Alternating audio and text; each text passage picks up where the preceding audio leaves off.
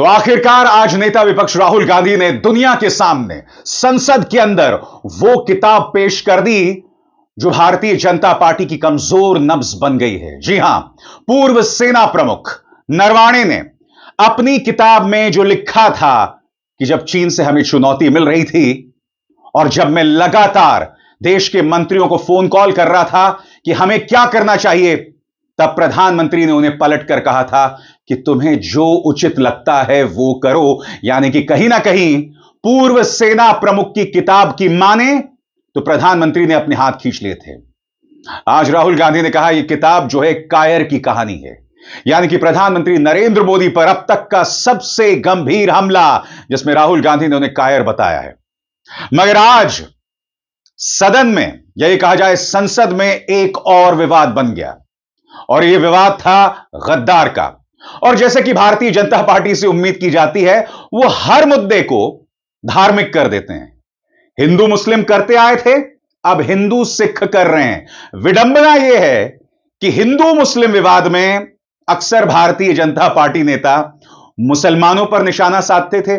आज बेवजह का एक मुद्दा जो है उसे तूल दिया गया। आपकी स्क्रीन पर यह है राज्यसभा से भाजपा के सांसद रवनीत बिट्टू।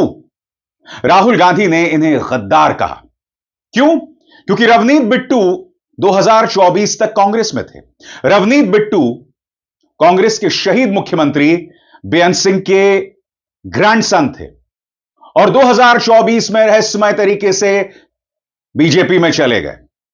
राहुल गांधी उनसे मिले और उन्हें गद्दार बताया।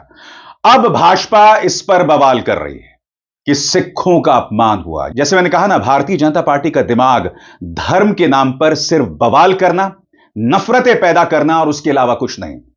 मगर सबसे पहले हम सुनते हैं राहुल गांधी को, और राहुल गांधी के पक्ष में उनकी बहन प्रियंका गांधी वाड्रा भी आई। राहुल गांधी, उन्होंने कहा कि यह किताब एक कायर की कहानी है। आज उन्होंने दुनिया के सामने वो किताब पेश की जो बकौल राहुल गांधी विदेशों में मौजूद है। क्योंकि अब तक ओम बिरला, अमित शाह, राजनाथ सिंह क्या कह रहे थे कि यह किताब तो छपी ही नहीं है। मुद्दा यह नहीं है दोस्तों कि वो किताब छपी नहीं है, मुद्दा यह कि कैरावान में उसके अंश छप चुके हैं। पूर्व सेना प्रमुख नरवाणे ने इस पर कोई आपत्ति दर्ज नहीं की है, ना राहुल के बयान पर, ना कैरावान के उस लेख पर।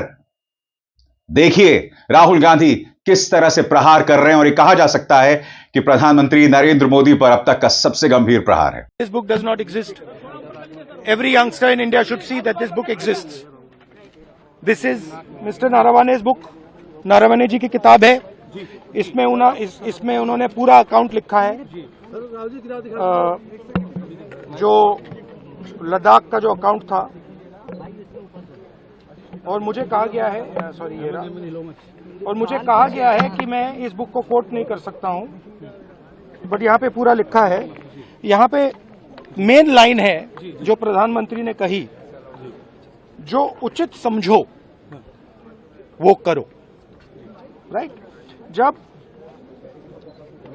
Chief of army staff general Naravane ने राजनाथ सिंह जी को फोन किया और कहा कि देखिए कैलाश रिज पर चाइनीज टैंक्स आ गए हैं, हमारी टेरिटरी है, कैलाश रिज पर चाइनीज टैंक्स आ गए हैं, हमें क्या करना है। पहले राजनाथ सिंह जी ने उनको रिप्लाई नहीं दिया। उन्होंने जयशंकर जी से पूछा, एनएसए से पूछा, राजनाथ सिंह जी से पूछा, कोई रिप्लाई नहीं आया। फिर उन्होंने राजनाथ सिंह जी को फोन किया। राजनाथ सिंह जी ने कहा कि मैं टॉप से पूछता हूं। राइट? ऑर्डर था, स्टैंडिंग ऑर्डर था टॉप का कि अगर चाइनीज फोर्सेस अंदर आएंगी तो उनपे बिना हमारे पूछे फायर नहीं करना है। नरवणे जी और हमारी जो आर्मी थी, जो सेना थी, वो उन टैंक्स पर फायर करना चाहती थी क्योंकि वो टैंक्स हमारी टेरिटरी में आ गई थी। नरेंद्र मोदी जी ने मैसेज दिया कि देखिए, जो उचित समझो वो करो। मतलब नरेंद्र मोदी जी ने अपनी जिम्मेदारी पूरी नहीं की। उन्होंने आर्मी चीफ से कहा कि देखो भैया, आपको जो करना है करो, मेरी बस की नहीं है। और आर्मी चीफ ने साफ नरवाने जी ने साफ लिखा है इसमें, आई फेल्ट रियली अलोन, मैं बिल्कुल अकेला था, I was abandoned by the entire establishment. This is what they are scared of me saying as far as प्रधानमंत्री को क्या करना चाहिए था? राहुल जी पीएम को क्या करना चाहिए था? I don't think PM will have the guts to come to the Lok Sabha today, because if he comes I'm going to give him this book. So if PM comes I will go physically and hand him this book so he can read it and उनको पता लग जाए कि उनकी सच्चाई क्या है, देश को पता लग जाए। Thank you. और यही वजह है कि इस मामले को भाजपा एक धार्मिक ट्विस्ट दे रही है, एक हिंदू सिख ट्विस्ट देने की कोशिश कर रही है। मगर आज मैदान में उनकी बहन भी उतरी। उन्होंने कहा कि भारतीय जनता पार्टी के सांसद निशिकांत दुबे 6 किताबों में पढ़कर अपनी बात कहते हैं। भाजपा सदन के अंदर अराजकता करती है, मगर जब राहुल गांधी पूर्व सेना प्रमुख की एक किताब का हवाला देते हैं तो उनके बयान को लोकसभा से हटा दिया जाता है।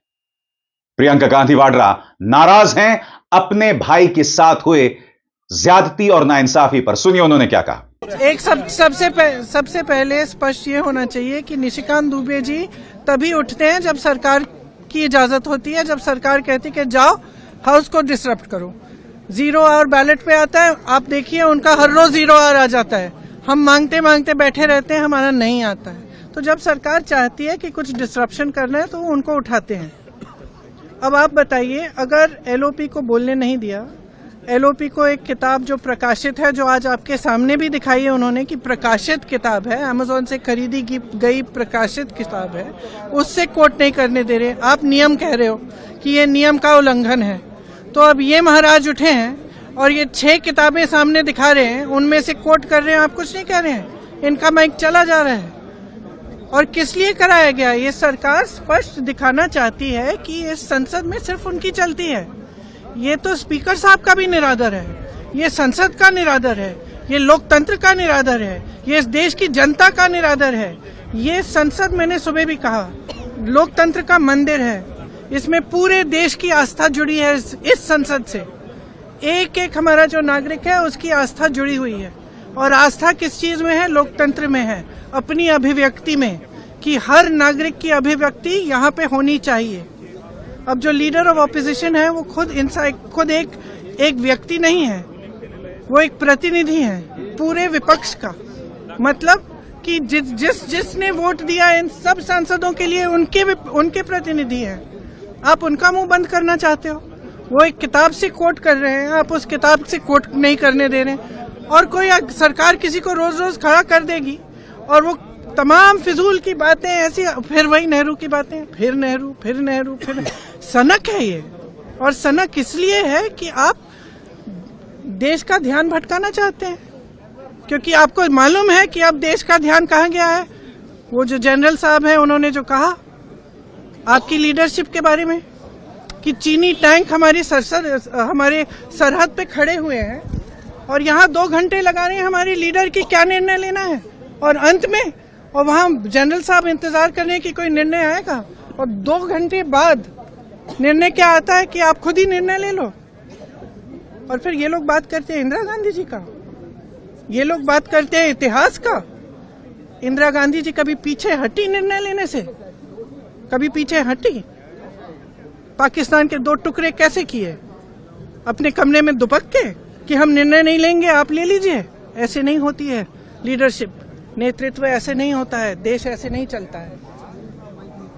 और जो आज इन्होंने किया है संसद में, वह यही दिखाने के लिए कि यहाँ न स्पीकर की चलती है, न संसद की चलती है, न किसी और की चलती है, ये सिर्फ हमारी चलती है। हम जब चाहे किसी को खड़ा कर देंगे और वो जो चाहे कह सकता है, लेकिन हम एलओपी को नहीं बोलने देंगे। ये बिल्कुल हमारे बर्दाश्त के बाहर है। हम यहाँ इसलिए खड़े हैं क्योंकि हमें कीमती वोट दिया है हमारे नागरिकों ने, देशवासियों ने। हम समय व्यर्थ करने के लिए यहाँ नहीं आए हैं। हम यहाँ इसलिए खड़े हैं कि उनकी आवाज उठाएं, और हम उनकी आवाज उठाएंगे। और हमारे एलओपी को जब तक बोलने नहीं दिया जाएगा तब तक हम इनको भी नहीं बोलने देंगे। और ये कोई राजनीतिक खेल नहीं है, ये एक बहुत ही गंभीर मामला है। हर देश के नागरिक को समझना चाहिए। ये नहीं है कि हम यहाँ नौटंकी करने आए हैं, ये बहुत ही गंभीर मामला है। ये पहली बार इस देश के इतिहास में होगा कि एक सरकार खुद संसद को डिसरप्ट कर रही है, कि एक सरकार खुद चाहती है कि संसद न चले क्योंकि उनके बारे में खुलासे हो रहे हैं, एप्स्टीन फाइल्स निकल रही हैं और ये सब मामले निकल रहे हैं। तो ये बहुत गलत बात है, गंभीर बात है और हम खड़े रहेंगे।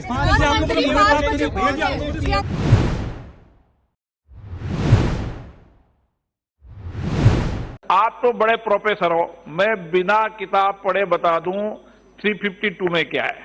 352 में यह है कि राष्ट्रपति भाषण में किन किन विषयों पर चर्चा कर सकते हैं, यही ना। For the purpose of influencing the debate, president किसको पद्मश्री देता है, ये यहाँ पर अब ज्यादा सुनो मेरी बात, मैं प्रेसिडेंट। अब सुनो, एक मिनट मैं इस पे रूलिंग दे दूं ताकि परमानेंट आपका काम रहे। बैठ जाता, अब मैं पढ़ लूं। राष्ट्रपति अभिभाषण पर सब विषयों पर चर्चा कर सकते हैं और चर्चा करने के साथ उन विषयों पर भी चर्चा कर सकते हैं जिन विषयों को राष्ट्रपति भाषण में जोड़ना है। ठीक है, चलो मानिए। मैंने रूल दे दिया है, व्यवस्था दे दी है। अगर आप राष्ट्रपति अभिभाषण में बोलना चाहते हो ठीक है, अगर आप तय करके आए हैं कि मुझे राष्ट्रपति अभिभाषण पर नहीं बोलना है। मैं राष्ट्रपति भाषण को बोल रहा हूं, हाँ बोलिए। उसके बाद मैंने कहा ठीक है, मैं चाइना और हिंदुस्तान के बीच में जो रिश्ता है, जो लड़ाई है, उसके बारे में कुछ बोलना चाहता हूं। आपने मुझे बोला कि आप नहीं बोल सकते हैं, नियम है। आप मुझे बताइए, हिंदुस्तान और चाइना की रिलेशनशिप पर ना बोलना कौन सा नियम है?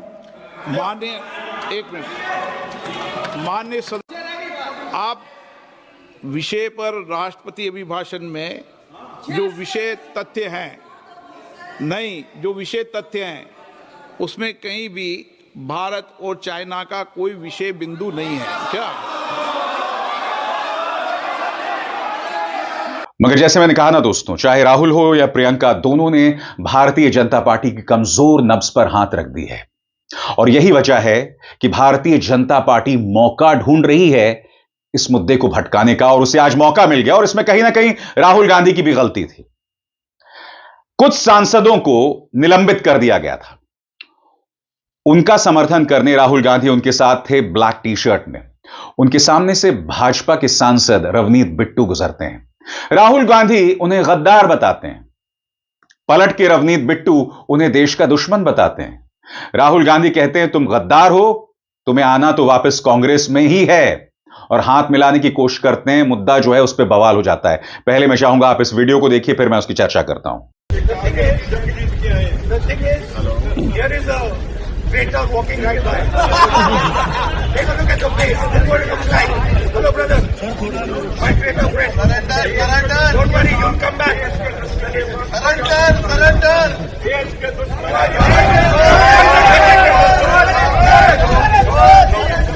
तो जैसे मैंने बताया, भारतीय जनता पार्टी को मौका चाहिए था, और अब इसी मुद्दे पर हर न्यूज चैनल पर चर्चा हो रही है। राहुल गांधी ने रवनीत बिट्टू पर प्रहार किया, उनके धर्म पर प्रहार नहीं किया। मगर शायद भाजपा में शामिल होने का यह तकाजा है, या यह एक नियम है कि जब आप भाजपा में शामिल हो जाते हैं, या तो नफरती बातें करते हैं, जहरीले बोल बोलते हैं, अपनी जिम्मेदारी से बचते हैं, या फिर रुदाली करते हैं। और वही रवनीत बिट्टू कर रहे थे।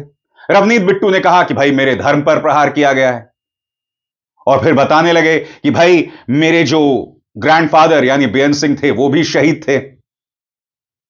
क्या कहा उन्होंने, सुना जाए। में आ रही है, जहां सुनी जा रही है, तो वो क्या है, यही जब मैं पार्टी में था वो समझते हैं भी सबसे बड़े देशभक्त हम ही हैं। मेरे पिताजी ने शहादत दी, तो मेरी पार्टी में यही लड़ाई थी भी मेरे दादाजी सरदार बेअंत सिंह, जो आपने आग लगाई थी पंजाब में, ये कांग्रेस पार्टी और गांधी फैमिली ने आग लगाई।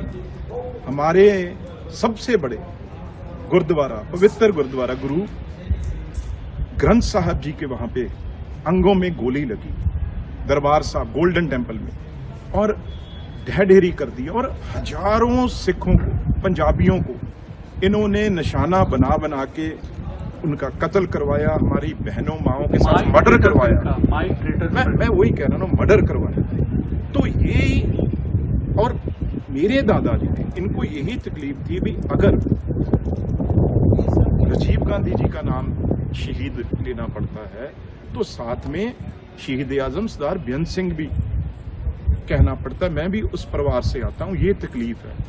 अगर एक शहीद का पोता जितनी देर मैं आपके साथ था तो ठीक था, अब अगर मैं बीजेपी में हूं तो आप मुझे इस शब्दों से संबोधन कर रहे हैं। वेदना हुई, वेदना पीड़ा। और उसके बाद देखो ये अपने आप को समझते क्या है, ये चीज कह के मुझे हाथ आगे कर रहे हैं जैसे कोई शहंशाह हो, जैसे कोई मतलब वो समझते मालिक ही हम हैं इस दुनिया देश के। गांधी फैमिली के ना हो पर सिर पे पगड़ी है सरदार की, तो हाथ मिलाने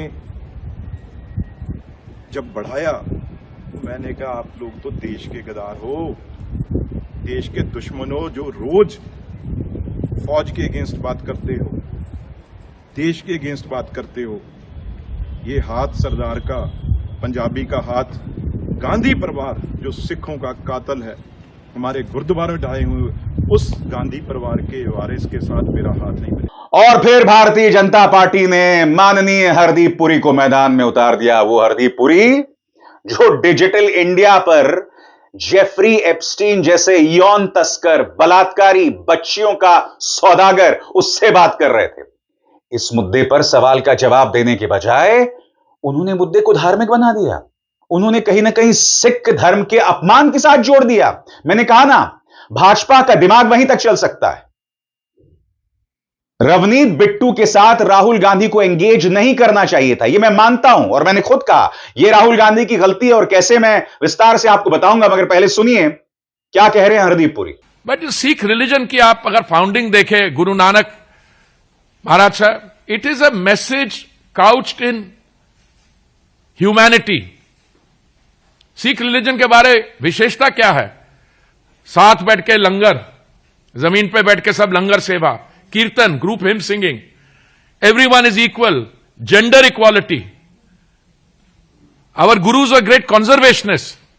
अभी आपने वो कंजर्वेशन की बात तो अभी शुरू की है, और ग्रीन एटसेट्रा, हमारे आप पढ़िए हमारा इतिहास। और उसके बाद 1984 में there was a desecration of the Golden temple.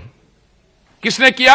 अब मैं I don't need to place the facts before you. ये माइंडसेट जो है ना कि अच्छा, मैं मानता हूं कि Rahul ji, honourable leader of opposition, he is upset कि बिट्टू जी उनकी पार्टी में थे और उनकी पार्टी को छोड़ दे।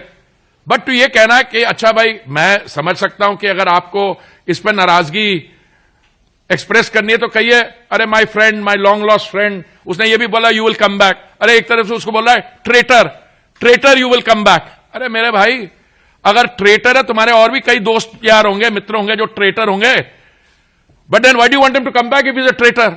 No, it's a mindset. Hardeep Puri ji, पहले यह बताइए कि जेफरी एप्स्टीन आपकी मदद कैसे कर रहा था डिजिटल इंडिया में? कौन से डिजिटल की आप यहां बात कर रहे थे उनसे, और आज आ गए हैं वो मुद्दे को धार्मिक बनाने। अब मैं आपको बताता हूं दोस्तों, कायदे से अगर आप मुझसे पूछें तो राहुल गांधी को इस मुद्दे पर कुछ कहना नहीं चाहिए था। मैं आपको बताता हूं क्यों। आपको मुद्दे पर फोकस्ड रहना है। अब रवनीत बिट्टू को आप गद्दार बता रहे हैं, और यह बात हरदीप पुरी जो कह रहे हैं मैं उससे सहमत हूं। एक तरफ आप उन्हें गद्दार बता रहे हैं, और दूसरी तरफ आप यह भी कह रहे हैं कि तुम्हें हमारी पार्टी में आना है। इसका मतलब क्या हुआ? ये जितने भी यूटर्न बाज हैं, पलटू हैं, वंशवाद की औलाद हैं, ज्योतिरादित्य सिंधिया, जतिन प्रसादा, आरपीएन सिंह, कल को अगर भाजपा सत्ता से गई तो आप उन्हें दोबारा अपनी पार्टी में ले लेंगे? भाई, कांग्रेस जो है वो कोई रिसाइकलिंग मशीन तो है नहीं कि कल को भाजपा सत्ता से गई तो ये लोग दोबारा कांग्रेस में शामिल हो जाएंगे। तो राहुल गांधी ने बेवजह रवनीत बिट्टू के साथ बहस करने की कोशिश की, गद्दार भी बताया, उनका हाथ भी मिलाने की कोशिश की। ये सब करने की कतई जरूरत नहीं थी। आपको मुद्दे पर फोकस रहना, और मुद्दा क्या है? पूर्व सेना प्रमुख नरवाणे का यह कहना कि प्रधानमंत्री नरेंद्र मोदी अपनी जिम्मेदारी से बच रहे थे। हालांकि उन्होंने यह नहीं कहा, मगर जब वो कह रहे थे कि भाई चीन हम पर प्रहार कर रहा है, हम क्या करें, तो प्रधानमंत्री ने कहा जो उचित समझो वही करो। इसीलिए राहुल गांधी प्रधानमंत्री को कायर बोल रहे हैं। बहरहाल आज का दिन भाई बहन के भी नाम था, क्योंकि प्रियंका राहुल गांधी के पक्ष में आई, मगर गद्दार शब्द पर बवाल हो गया। अविसार शर्मा को दीजिए इजाजत। नमस्कार।